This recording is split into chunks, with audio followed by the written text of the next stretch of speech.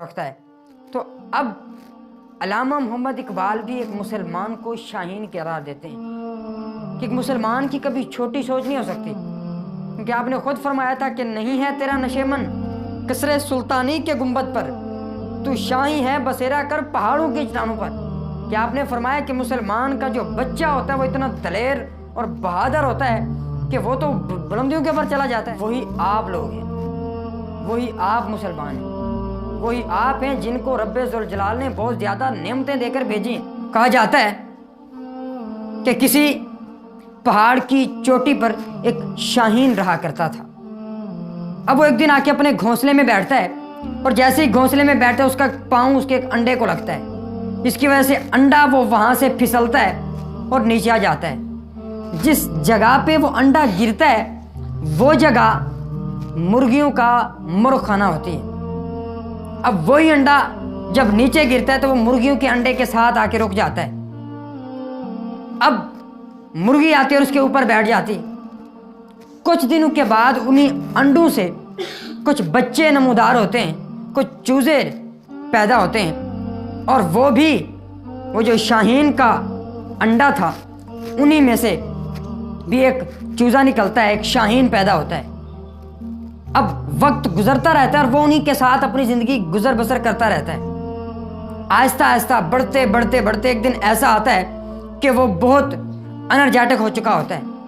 ایک دن وہ دیکھتا ہے کہ پہاڑی کے اوپر کچھ شاہین اڑ رہے تھے، کیونکہ اس کے اندر شاہین والی کوالٹی تو موجود تھی، خصوصیات تو موجود تھی اڑنے والی۔ اس کے اندر بھی یہ خیال آیا کہ کیوں نہ میں بھی اڑوں۔ تو اس نے اپنے ساتھ والی مرغیوں کو کہا کہ ہمیں بھی اڑنا چاہیے۔ تو ان سب نے کہا کہ نہیں، ہم نہیں اڑ سکتے کیونکہ ہم مرغیاں ہیں، وہ شاہین ہے وہ اس وجہ سے اڑ رہا ہے۔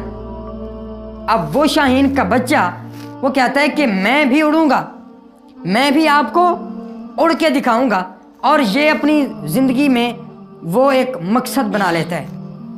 لیکن جیسے وہ مقصد بناتا ہے کہ میں نے اڑنا ہے، ارد گرد جو موجود مرغیاں ہوتی ہیں، ان کی بزرگ جو مرغیاں ہوتی ہیں وہ بھی ہنسنے لگ جاتی ہیں کہ کیسا بچہ ہے جو کہتا ہے کہ میں شاہینوں کی طرح اڑوں گا، ہم سب مرغیاں ہیں، ہمارا کام اڑنا نہیں ہے، اڑنا شاہینوں کا کام ہے، وہی اڑیں گے، ہم نہیں اڑ سکتے۔ وہ سارے اس کے اوپر مسکراتے رہتے ہیں۔ اب جب وہ سارے اس کا مذاق اڑاتے ہیں تو وہ جو اپنی خواہش اپنے دل میں رکھتا ہے اس کو دبا لیتا ہے۔ جیسے اپنے دل میں وہ خواہش دباتا ہے، دوسرے دن پھر کہتا ہے، وہ سارے مذاق اڑاتے ہیں، تیسرے دن پھر ایک الفاظ کہہ دیتا ہے، سارے مذاق اڑاتے ہیں، چوتھے دن وہ اظہار کرنا بھی بند ہو جاتا ہے کہ میں بھی اڑوں گا یا نہیں اڑوں گا۔ اب وقت گزرتا رہتا ہے اور کچھ دنوں کے بعد ایک واقعہ نمودار ہوتا ہے، وہ اس میں اس کی ڈیتھ ہو جاتی ہے اور وہ مر جاتا ہے۔ اب یہ کہانی بتانے کا مقصد کیا تھا کہ آپ سب شاہین ہیں، وہی شاہین جن کو رب ذوالجلال نے اوپر اڑنے کے لیے پیدا کیا ہے، وہی شاہین جن کے اندر رب ذوالجلال نے بہت زیادہ نعمتیں رکھی ہیں، بہت زیادہ فولاد رکھا ہے، بہت زیادہ ٹیلنٹ رکھا ہے، بہت زیادہ سکلز رکھی ہیں، اور اسی انسان کو پھر اشرف المخلوقات قرار دیا ہے۔